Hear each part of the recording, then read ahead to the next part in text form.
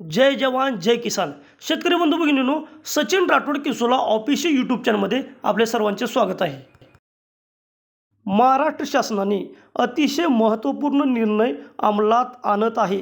जे शेतकरी शेतरस्ते व पाणंद रस्ते अडवत आहेत त्यांना शासनाच्या सर्व सुविधेपासून वंचित ठेवण्यात येणार आहे आणि त्यांच्यावर कठोर कारवाई करण्यात येत आहे।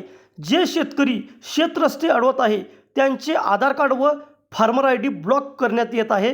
त्यामुळे शेतकऱ्यांना शासनाच्या विविध योजनेपासून अपात्र ठरवण्यात येणार आहे।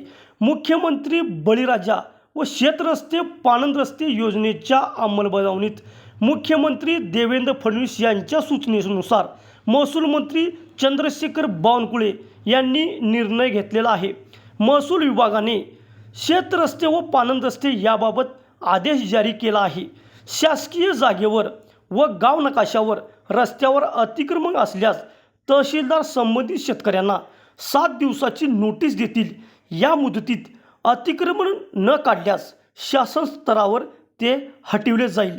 विशेषतः ज्या ठिकाणी महाराष्ट्र जमीन महसूल संविधा किंवा मामलेदार अधिनियमामुळे शेतकऱ्यांना ये-जा करण्याचा हक्क मिळाला आहे अशा शेतरस्त्यावर कोणालाही पीक लागवड करता येणार नाही। या योजनेसाठी कोणतेही भूसंपादन केले जाणार नाही। जे शेतकरी स्वतः जमीन देतील त्यांना हक्कपत्र सोड व नोंदणीकृत दानपत्र करून द्यावे लागेल। अशा नोंदणीसाठी आवश्यक असणारे मुद्रांक शुल्क व नोंदणी फी माफ करण्याचा महत्त्वपूर्ण निर्णय सरकारने घेतला आहे। एकदा दिलेली जमीन पुन्हा शेतकऱ्यांना मागण्याचा हक्क राहणार नाही। विधानसभा क्षेत्रस्तरीय समितीमध्ये 5 शेतकऱ्यांची निवड बदलण्यात आली आहे। संबंधित विधानसभा क्षेत्रातील शेतकरी कोणत्याही 5 सरकारच्या समावेश करण्याचा अधिकार सर्वत्र स्थानिक आमदारांना आहे देण्यात आला आहे। शेतकरी बांधवांना जी शेतरस्ते व पाणंद रस्ते शेतकरी अडवत होते त्यांच्यासाठी ही एक चपराक आहे। कारण की कुठल्याही परिस्थितीमध्ये त्यांना शेतरस्ते अडवले तर शासकीय योजनेपासून ते वंचित राहू शकतात। ह्या धास्तीपोटी शेतकरी बांधव आता शेतरस्ते व पाणंद रस्ते अडवू शकत नाही। शासनाची ही एक चांगली योजना आहे।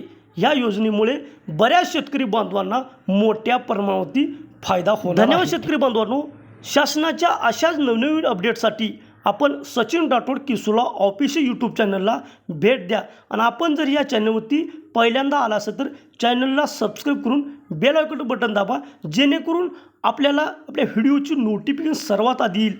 आणि आपल्या व्हिडिओला लाईक करा, कमेंट करा, शेअर करा।